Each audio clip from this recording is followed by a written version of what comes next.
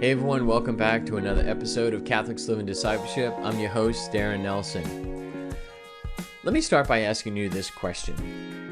What is it at your parish that you guys are grappling with when it comes to the families involved with your religious ed? Is it how to engage the parents in their own faith journey? Or maybe you're already starting to engage the parents and you're trying to discover ways in which you can help the parents bring a faith formation into the home so that the family itself is growing together as disciples in the faith journey. Well, today I get to speak with Dr. Steven Serafin, who's the Executive Director at Faith and Family Life Catholic Ministries. Now, you may or may not be familiar with them, so I encourage you to check them out. It's Faith and Family Life Catholic Ministries. You can find the link in the show notes below.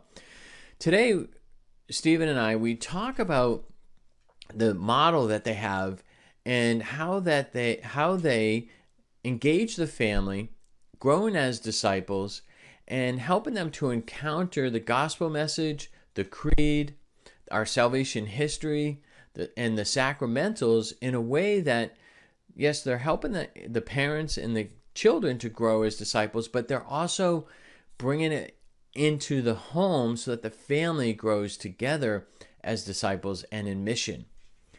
So I encourage you in this episode, allow yourself to be coached. As you're listening, write down more questions that you have about this, and then make sure to reach out to Stephen so that he can help you as well. I know I did that a year ago as I'm working right now with a pastor and his parish trying to answer these questions.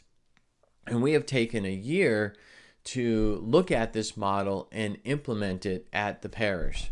So let's dive into the episode with Dr. Steven Serafin. Make sure you check out the show notes for the links.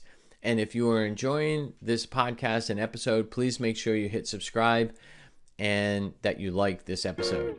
So let's jump in with Dr. Steven Serafin. So hey, Stephen, thank you so much for joining us on our Catholics Live in Discipleship podcast. You and I met a few years ago through another organization I was working with.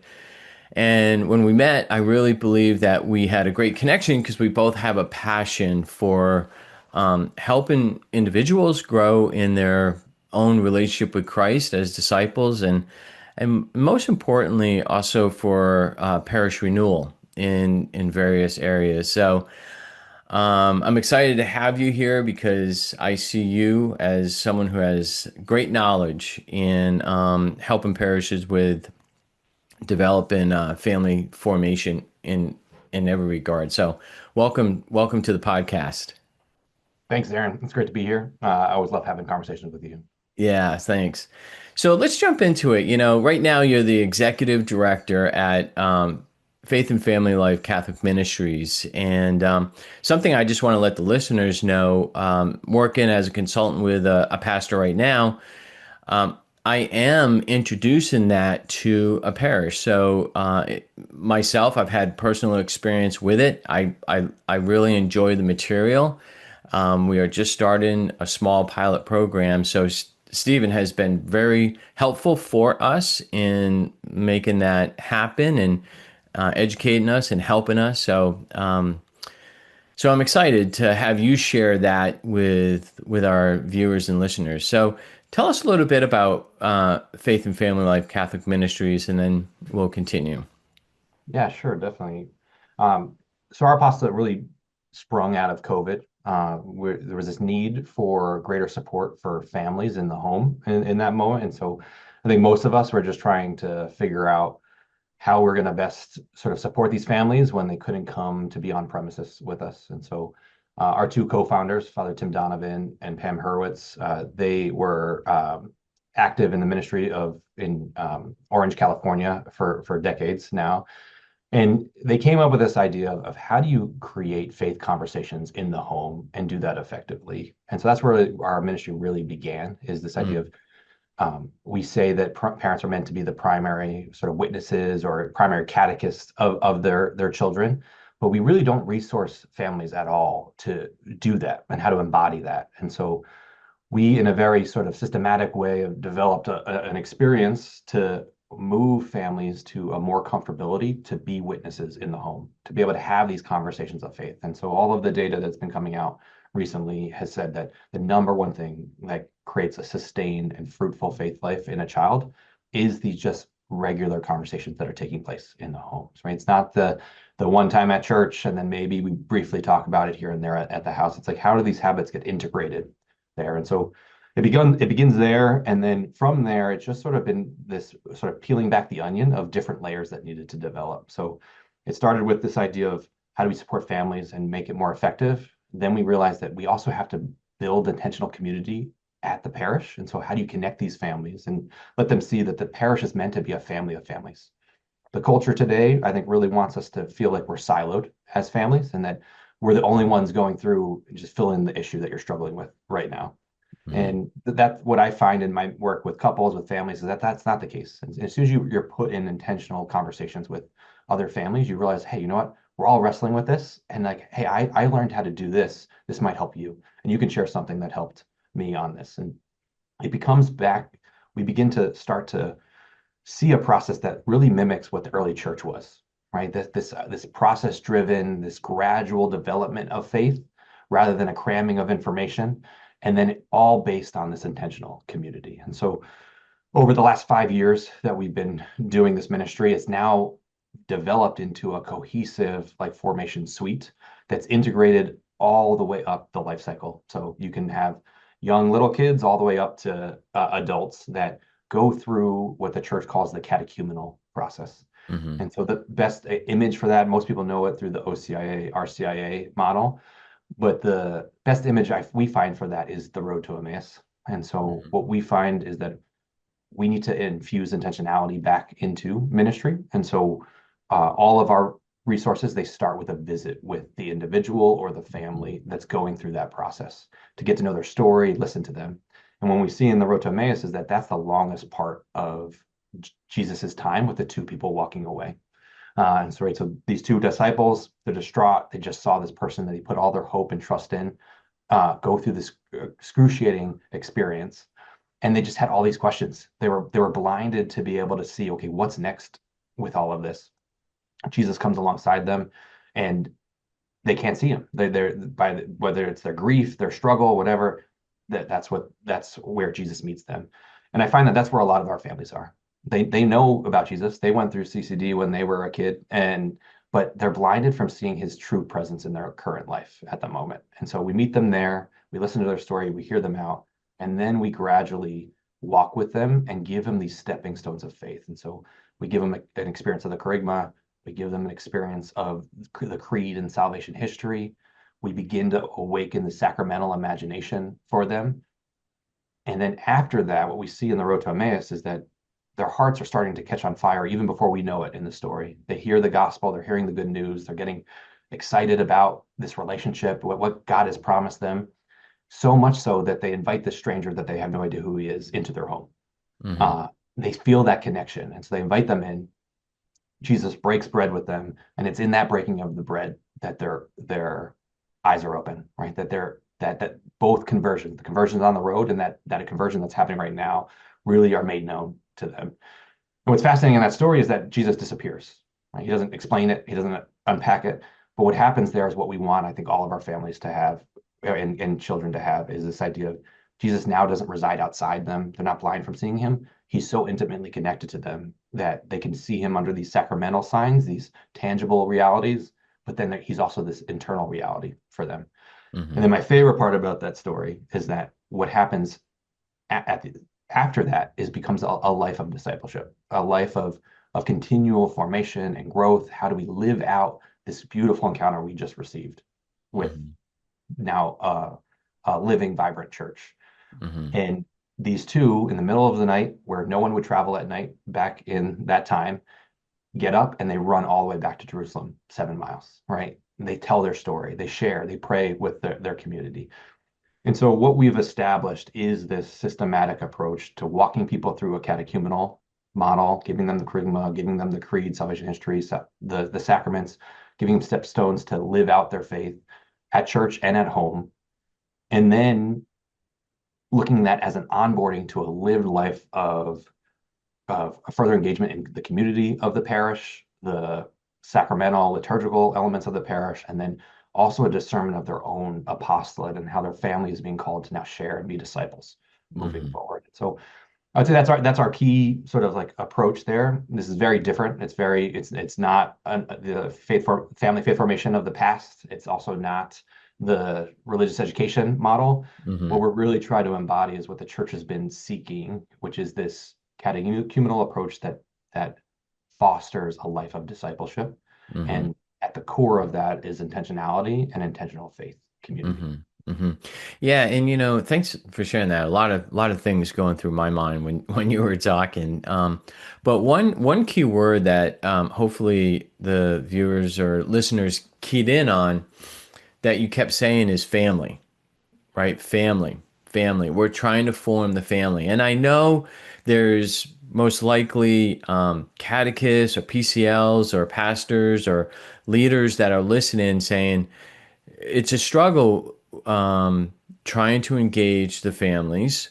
We have it's and you just named it. We either have the traditional religious ed model, and we're still trying to somehow figure out how to connect with the parents, draw the parents in, or you said it as well. You might have one of the older whole family formation models that worked but didn't work, and now you're trying to do like a hybrid type model. Here's what I would say to you who's listening or watching right now: allow yourself to be coached.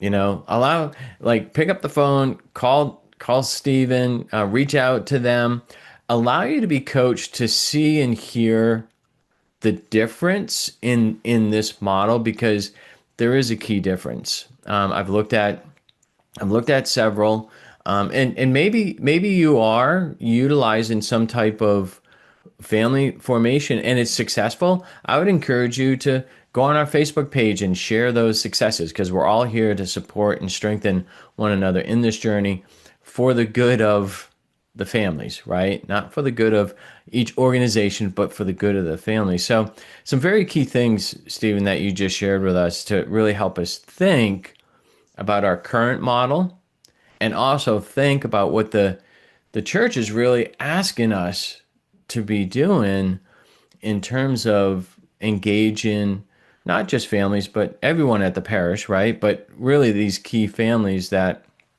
are struggling with their faith, each in their own way, right? Each and I have experienced that visit aspect that you talked about, and it's in there that you get to discover what are those challenges, Mhm.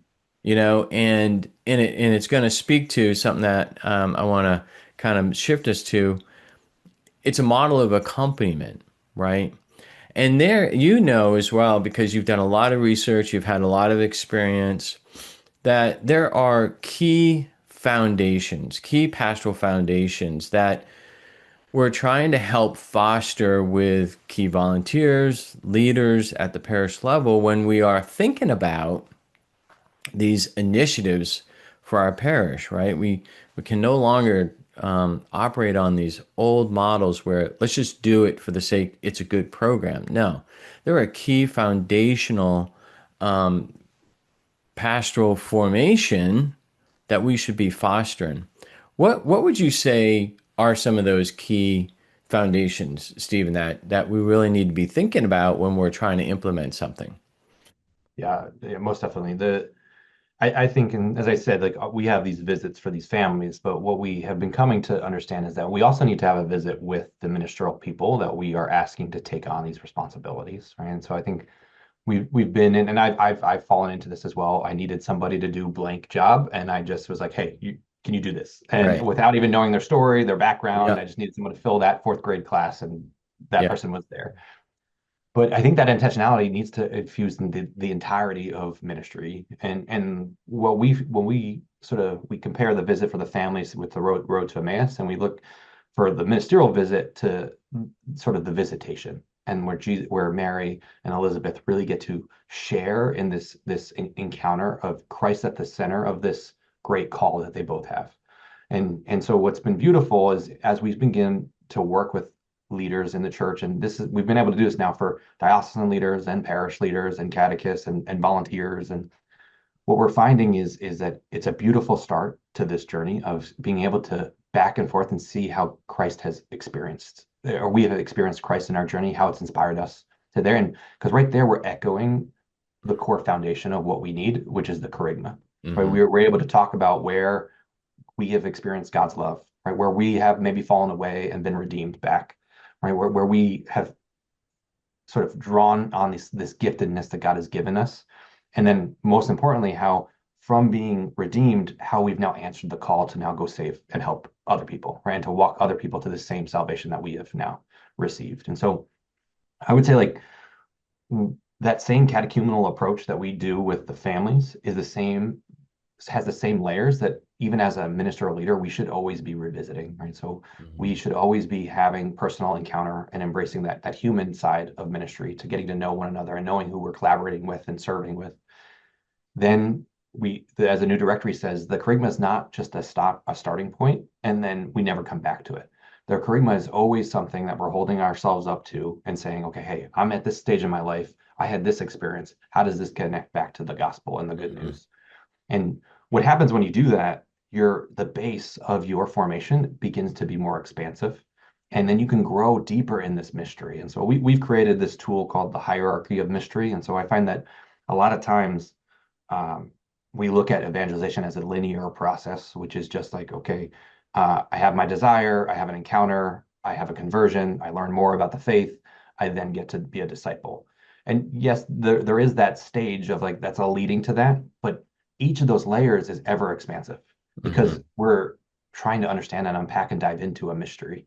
And so the more that mystery is unraveled for us in the kerygma, the more the creed is going to make sense to us. The more why God had this relationship with us throughout salvation history, beginning with Adam and Eve into Abraham, and then building from just a couple into a family, into a tribe, like into a nation.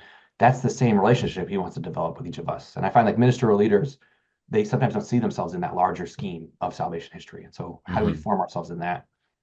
The more we understand that, the better our understanding of why we have liturgy in the first place makes sense. Like why did God gift us the sacraments, gift us these different liturgies to have an intimate encounter with him? So just like on the road to Emmaus, we have these continuous encounters of a revelation of him in a very sacramental way that makes it internal too, like that we are able to now take out Jesus to the world. And so, and then finally, this idea of we're always trying to figure out how to be better disciples. And so you mentioned something that I think is really key, is that the church has been advocating for some key things for decades now.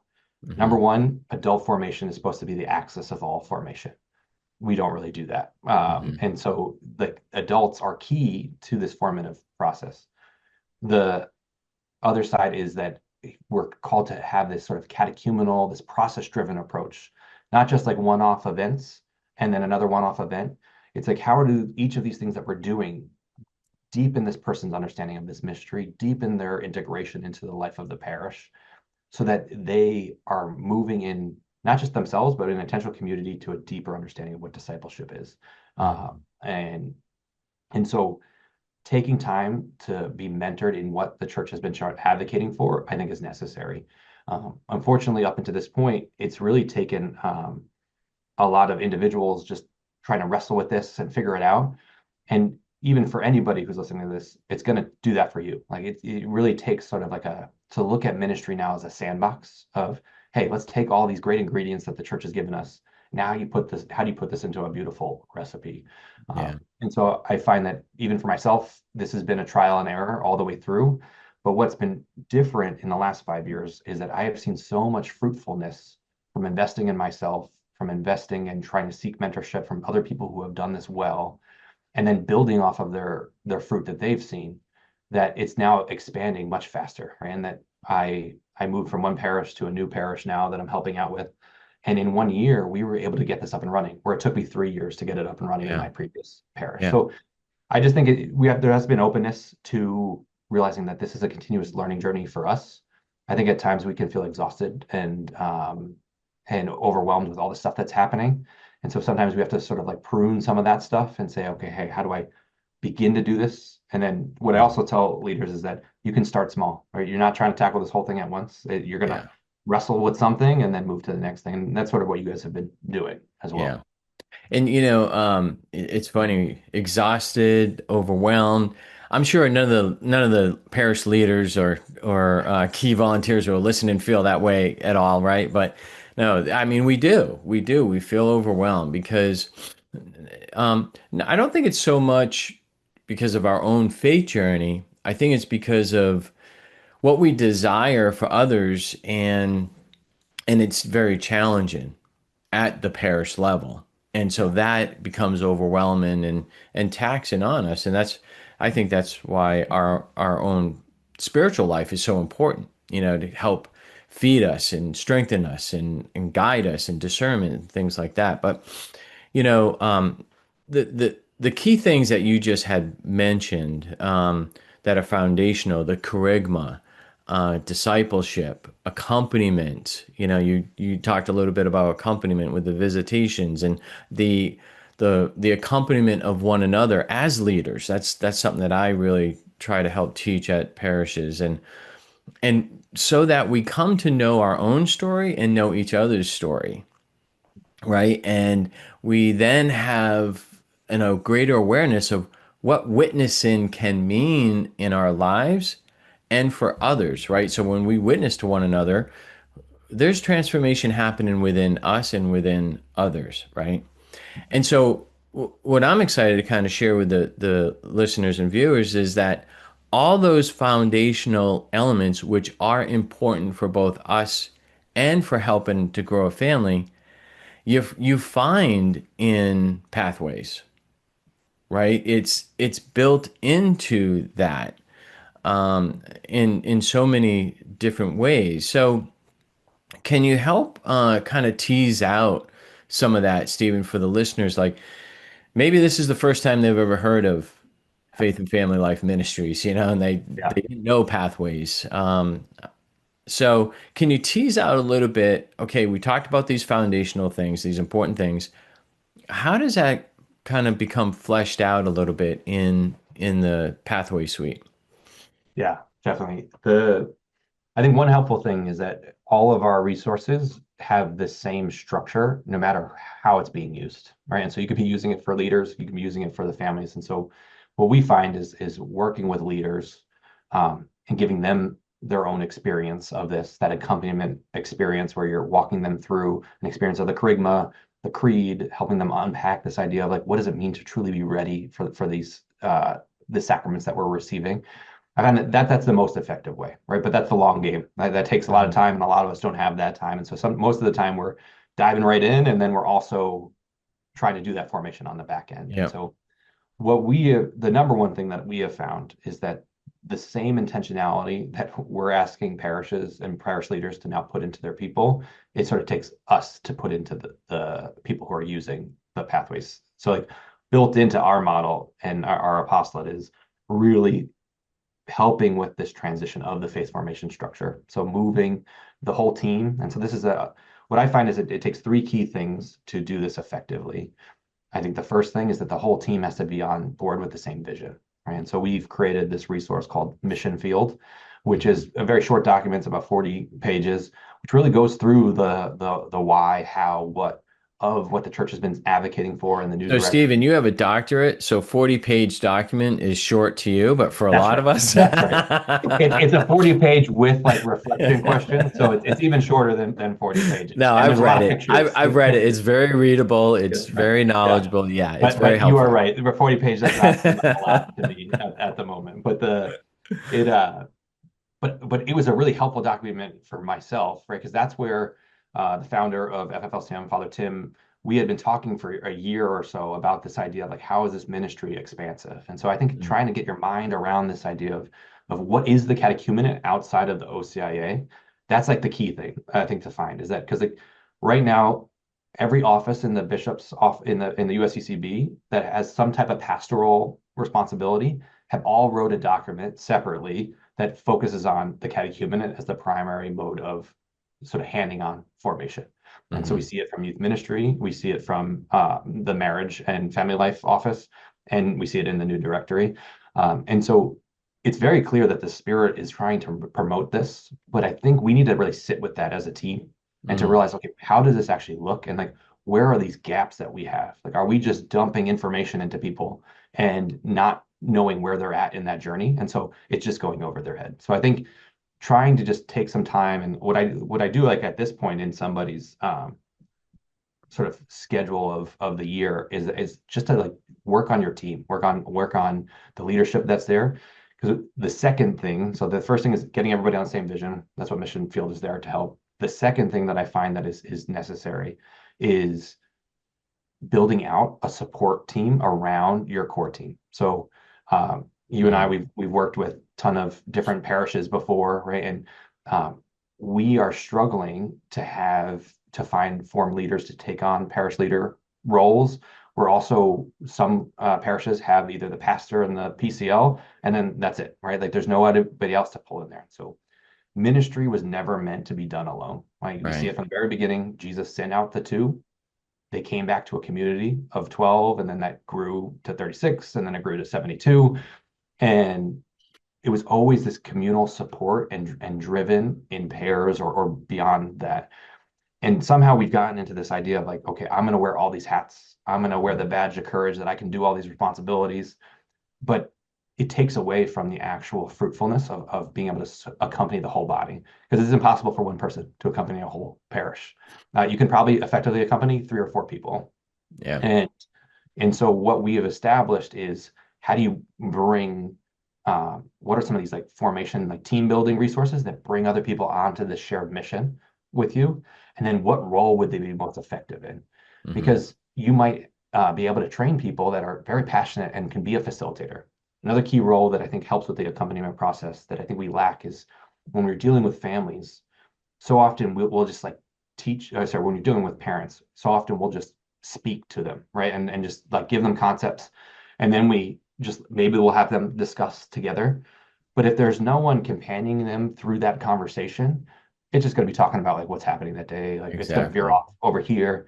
Yeah. And so what we have found to be super helpful with these parents, the first key part about working with adults and parents is that you need that intentional time where the adult is separated from the child, right? And so Hmm. we have that set up because adults will not get vulnerable and will not open up to the extent that where the faith is going to be really experienced if their kids are sitting right there. I have a 5 and a 2-year-old, and the majority of the time when they're sitting right next to me, I'm just making sure that they're not squirming like that. They're paying attention, and so I'm not even listening to what the presenter is Yeah. saying. The other side of it is I'm hesitant to really get deep with those other parents that I'm just getting to know if my child is right there. And like I'm not going to Yeah. share those challenges I've had in parenting because they're right there. So I think giving that adult formation and then having a person that you appoint, and it's really easy. I started at St. Vincent's this year. We had 15 tables of adults. I just got to know them over the visits or just throughout the year. And I just kept tapping people. I said, hey, would you mind being a companion for this table? All that means is you Yeah. help guide the conversation, you help recenter it if it gets off track.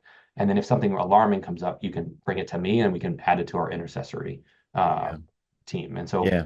And the other thing too, Stephen, is with that companion, when you were talking about parents and vulnerability, and I know you found this, I find this when we're forming leaders or key volunteers to be facilitators, they have to have that willingness of vulnerability as well. That experience of being vulnerable as well. We can't just ask somebody to be that table facilitator to guide the conversation without a little formation for themselves, because sometimes it's going to take their vulnerability to model for others so it draws them in. that's right. Yeah. And so we created this overarching formation process. We're calling it multiply, just building off of what Jesus did. And so like Jesus was very intentional with 3 people. And so what we say is find your 3, which that's your key core team, right? Yeah. That's the people that are going to help you put on these experiences and get this process started. Then with the 3, you find 12. And that allows you now to start to look at the larger picture of the life cycle of your parish. How are you going to be doing that?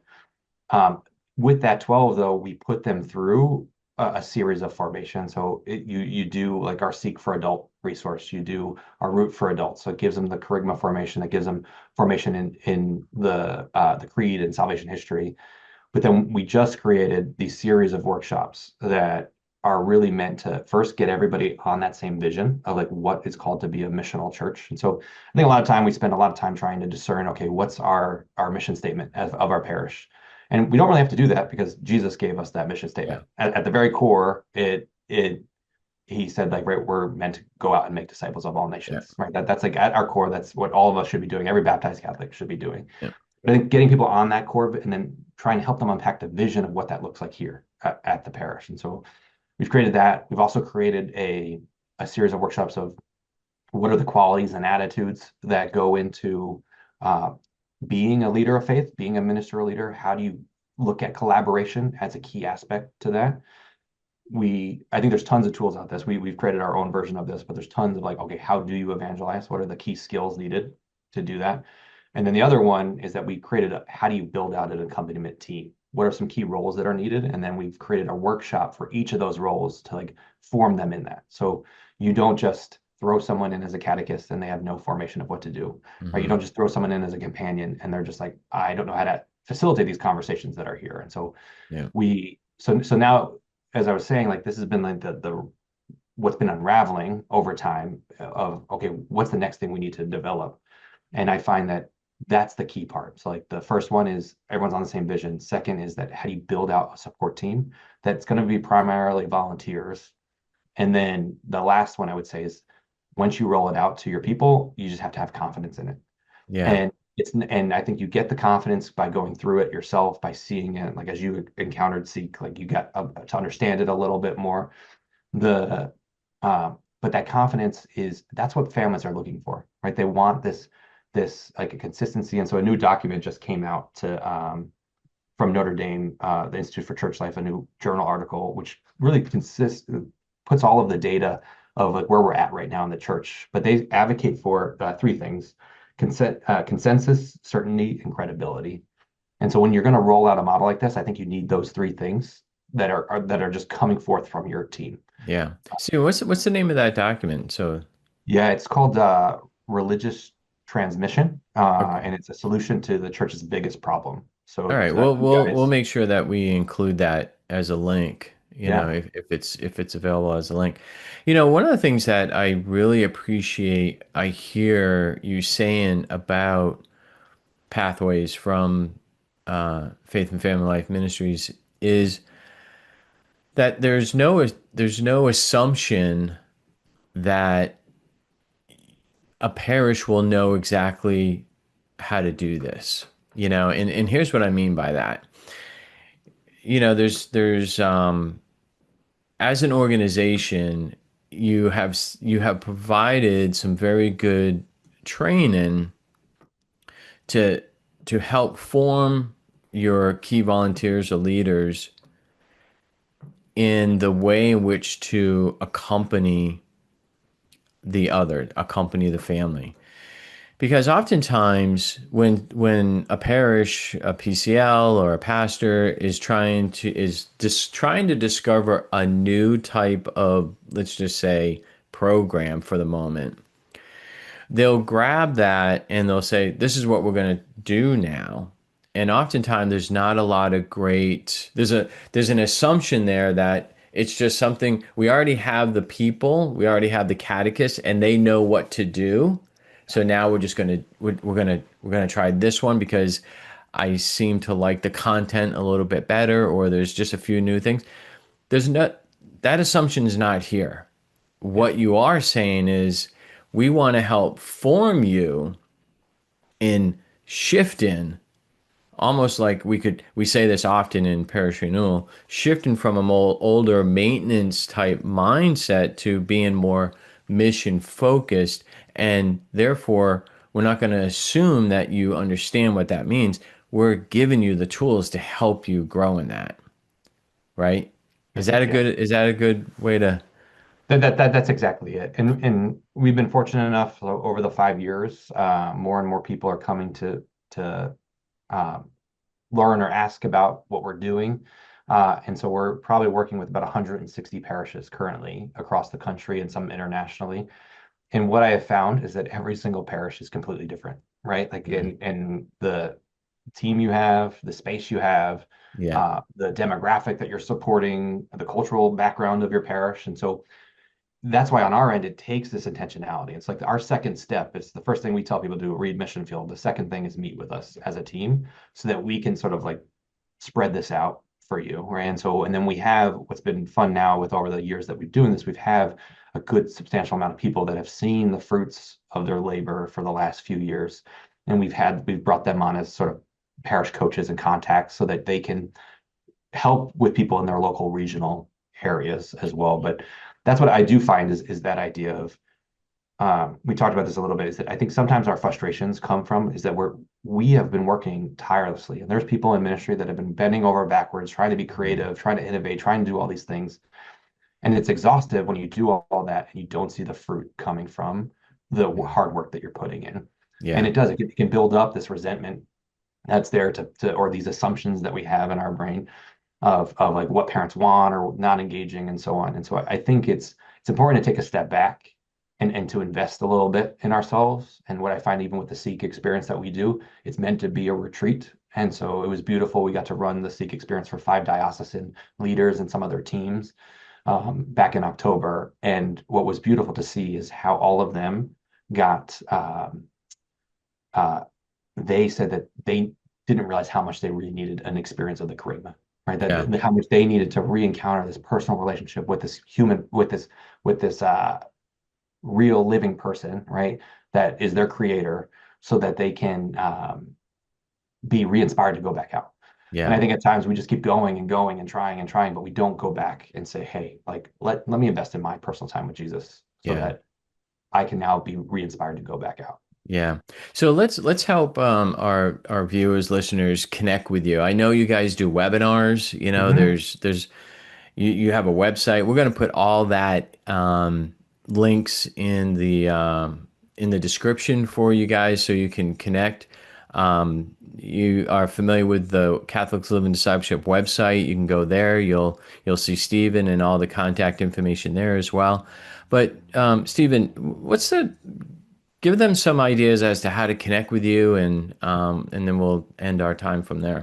For sure, yeah. The best way, you can go to our website. It's fflcm.org. So it's Faith, Family, Life, Catholic Ministries.org. So fflcm.org. One of the best ways to do it is you log on to there. Up at the top right, there's a sign in, sign up button. If you hit sign up, type in your email address. It'll create a little. I can create you a little parish account on our website, and I can send you all of like the stuff we talked about today. Of like, okay, hey, where to begin? What are some of these trainings? How to connect to me or someone else on our team? That would be the best way. My email is Stephen@fflcm.org, so it's really easy as well. But yeah, I think that would be the best way. And when I've talked to people who jump onto our website, it is a change of everything, right? It's a change of structure, it's a change of content, it's a change of material. And so it can get overwhelming with all the different things that are there. And so our main thing that I want to say is that we are there to walk it with you, Hmm. to unpack it, to unravel it. Yeah. And I will be the first person to tell you to not do this right now, to Yeah. invest in your team, to Yeah. maybe do a pilot and then move on. And this just comes from my own struggles of trying to figure out wrestling, figuring out what works, what doesn't work. And so we'll do a little evaluation of the parish to see, okay, how does this work? And it, like, do you have the things in place that's going to make this successful? And then we just continue that journey. We just hired somebody else this past year called, her name's Tori. She's going to be doing some ongoing accompaniment with all the parishes who we've been working with as Hmm. well. So yeah, feel free, reach out. We have a lot of free stuff as well. We just created a free resource. How you, like you said, shift. How do you actually do that shift to this Hmm. model? So that's a Hmm. free resource. All the visit resources are free as well. And so some parishes, I just encourage, just start visiting, doing visits throughout the year with your family, get to know them Yep. more regularly. And then you can begin when in January, you start discerning, okay, do I want to onboard to this? Yep. Yeah. And, you know, I can speak to personal experience. I did exactly what you have said. You know, we logged on, we received the materials, we formed the three. We're now growing the 12. We took our time. We took our time. We took a year of discernment and grown with the material, creating a pilot program. So, and you coached us and helped us. So I would highly encourage people to just check it out. Do what and start looking, and it's a great opportunity for people to really think about how to form families. And now, Stephen, I looked on your website. I was just there Monday night with the team. Is there a new module build? Yeah, so that'll be out in January. I'm Okay. really excited about that because it's designed for my kids. Is that so one of the key things we didn't really talk about, but what I think is really necessary is I briefly talked about, like, we're meant to walk with people throughout life. And Yeah. so people, you hear me use the term family a lot. And the reason we use family is that everyone is a part of a family. So Yep. you're not here if you are not a part of family. There's some family that you grew up with or had in some way, and families all look very different in different shapes and sizes, but you came from a family in some way. And so what we say is, like, our vision of the whole life cycle begins at marriage, right? Like, that's when the family begins. And what our ultimate objective is, how do you create an ongoing process of the catechumenate that feeds into these different stages of life, puts people in intentional community, and then can continue to walk with them throughout.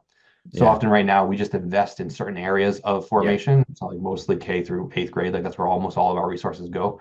And then there's a huge drop off. There's no support, no system outside of that. And so we already have a marriage enrichment experience that's called Endure. That's what I did for my dissertation. That's the marriage program there. We're building out right now this Build resource, which is a 0 to 5 year old resource. So it'll be 12 sessions. You can use them however you'd like. If you want to just use 4 this year, 4 next year, 4 the following year, you can. But it's all going to be looked at like parenting, like the lens of parenting skills. And then the kids will still be there. They'll be doing something separate in a separate room that really focuses on the foundation of that skill. So we're going to That's talk about awesome. balance and Yeah. rest, communication, love, trust, like all of those things. And then the parents and child comes back together for a very short, like 10-minute little experience that they do where they'll build these blocks in this experience. And then we'll teach the parents how to do a little closing prayer over their kids. Yeah. Yeah, and so it's giving the parents these very simple tools to now be this witness, but through a very human lens, where we're not even getting into the charisma that much yet. It's really giving them, hey, the church is here to support you, build you community, give you the human experience you need, and then subtly hit at the different sort of values of the gospel. That's great. That's great. So that's just so fantastic. So again, everyone, please, I encourage you to go to their website, sign up. You'll hear from them, and it will be a great start to a discernment for yourselves. And that's what it is. So thank you again, Stephen, for joining us. And my guests, thank you for being here. And we look forward to having you at our next episode, Catholics Live in Discipleship. God bless everyone.